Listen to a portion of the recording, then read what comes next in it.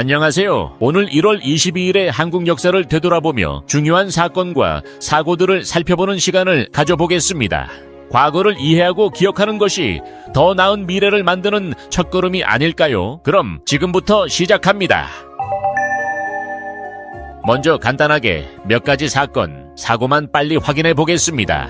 1899년 황국협회 격일간지 시사총보 간행, 1923년 종로경찰서에 폭탄 던진 김상옥 의사 도피 10일 만에 경찰 검거 직전 스스로 목숨 끊음, 1927년 담배의 완전 전매 제도 확립, 1941년 조선총독부 조선노동자를 일본으로 강제 징집키로 결정, 1946년 적십자사 창립발기대회 개최, 1946년 한강에서 제1회 소년-소녀빙상 경기다 애회, 1949년 연합신문 창간, 1959년 대구 칠성극장에서 보안법 개혁 반대 삐라살포 국가보안법 발효 후 첫 데모, 1980년 정부 정치활동 일부 재개 허용, 1981년 한국방송광고공사 발족, 1990년 민주당 신민주 공화당 통합동 총재 노태우, 1997년 서해상에서 김영진씨 가족 4명과 유성길 가족 4명 표류중 구조 귀순 요청, 1999년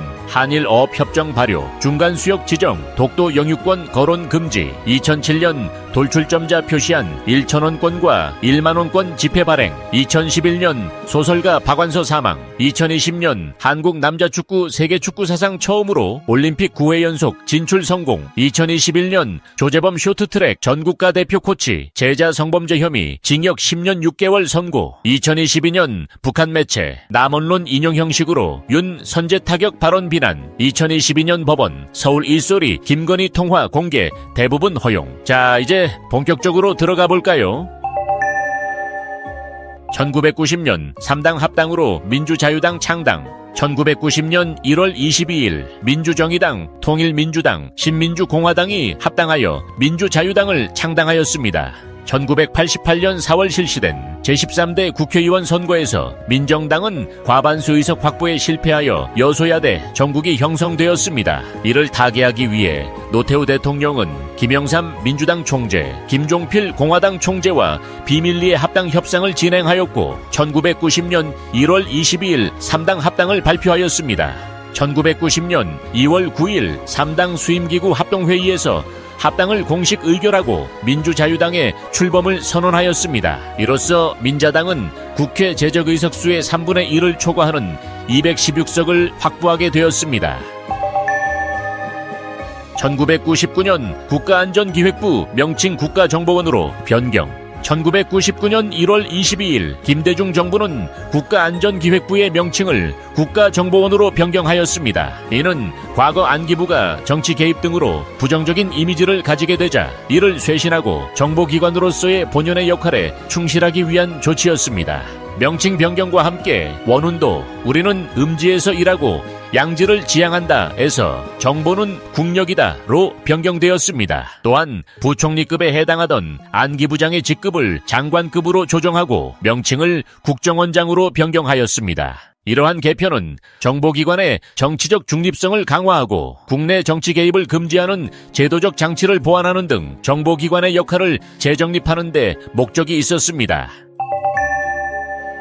2000년 대구 신남내거리 지하철 공사 현장 붕괴 사고, 2000년 1월 22일 오전 5시 12분 대구광역시 중구 동산동 신남내거리의 대구도시철도 2호선 공사 현장에서 붕괴 사고가 발생했습니다. 공사를 위해 임시로 설치된 복공판이 내려앉으면서 그 위에 정차 중이던 601번 시내버스가 20m 아래 지하 공사 현장으로 추락했습니다. 이 버스에는 운전기사와 승객 3명이 타고 있었으며 운전기사는 구조되었으나 승객 3명은 매몰되어 다음날 숨진 채 발견되었습니다. 사고의 원인으로는 부실 시공과 안전조치의 미흡이 지적되었습니다. 사고 발생 약 1시간 40분 전인 오전 4시 30분경 공사 현장 야간 순찰 근무자가 도로 집안 침하 현상을 발견하고 대구 지하철 건설본부에 신고했으나 공사 관계자들은 약 1시간 후에 현장에 도착하였고 그동안 교통 통제는 제대로 이루어지지 않았습니다. 이 사고로 인해 대구 도시철도 2호선의 전체 공사가 안전 점검을 위해 중단되었으며 지하철 공사에 사용되는 중장비들도 모두 안전 점검을 받았습니다.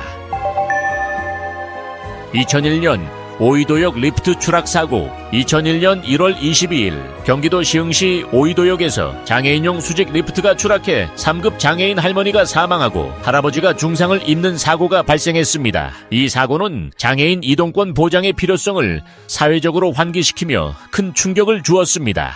사고 이후 장애인 단체들은 대책위원회를 구성해 진상규명과 재발 방지를 촉구하며 이는 장애인 이동권 연대 투쟁의 시작점이 되었습니다. 2024년 1월 22일 사고 23주기를 맞아 전장현이 지하철 탑승 시위를 하였으나 경찰과 충돌하며 갈등이 발생했습니다. 오이도역 사고는 장애인 권리 증진과 제도 개선의 계기가 되었으나 이동권 보장은 여전히 중요한 사회적 과제로 남아 있습니다. 1월 20일 있었던 사고 몇 가지 더 확인해 볼까요? 1956년 한강 빙상대회 폐막. 1956년 1월 22일 제36회 전국체육대회 동기 빙상대회가 한강링에서 이틀간의 일정을 마치고 폐막하였습니다. 1957년 제8회 고등고시 합격자 발표. 1957년 1월 22일 국무원 사무국이 제8회 고등고시 사법과 합격자 108명을 발표했습니다. 합격 정원이 정해진 것은 아니었으며 합격 후 판사나 검사로 임용되었습니다. 고등고시 사법과 시험은 1949년에 시작되어 1963년까지 실시되었습니다. 1964년부터 사법시험으로 이름이 변경되었습니다. 1965년 전국산업인대회 개최. 1965년 1월 22일 전국산업인대회가 서울시민회관에서 열렸습니다. 전국의 경제단체 및 상공인들은 정부의 경제시책을 재검토하여 수출, 증산, 건설 등의 경제 목표에 대한 대정부 건의안을 채택하였습니다. 또한 과거의 특혜와 부정으로 경제 질서를 문란하게 한 기업인들의 과외대에 성찰하고 공정한 산업활동을 실행하고자 하는 결의를 다짐했습니다.